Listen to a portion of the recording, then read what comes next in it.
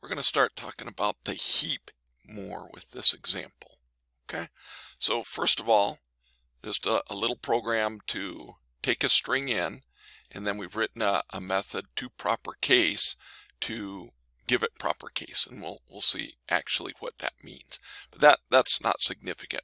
We want to show that we're passing a reference variable around and what happens.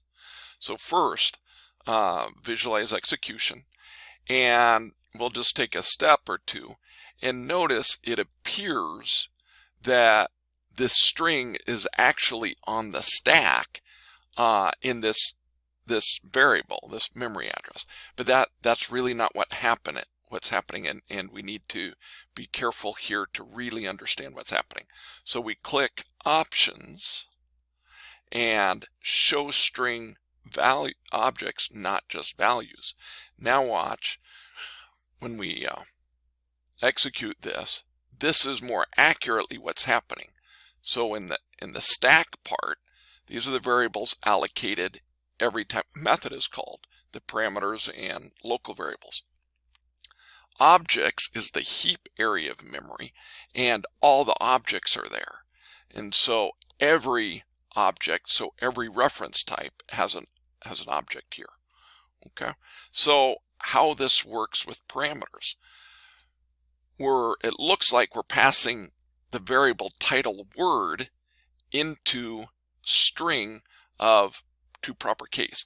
The reality is we're getting the reference, the number of where to find it in memory, and pass out of title word and putting that into str, and we see it looks like this.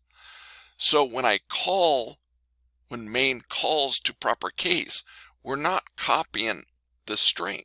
All we're doing is handing off the address or reference of where to find that string in memory. And there's a lot of benefits to this, because what if this was really big? What if the string, and we'll see in the future some data structures that are really big, we don't want to be copying them all. We just want to share them between methods, and reference data types allow us to do this, because if we have the reference, no matter which method we're in, if we pass the reference to another method, that method can access this as well. A side effect is that if we have a string that is immutable, and strings are, if we want to change the string, we cannot change it in place. Some data structures you can. Then we need to return a new string. And so we can still do that. So to proper case returns a new string in proper case, first letter capitalized, the rest lower, and we can get a reference type back. Okay, and so we can see that here. So just a little bit about the heap and reference types on the heap and passing them to methods.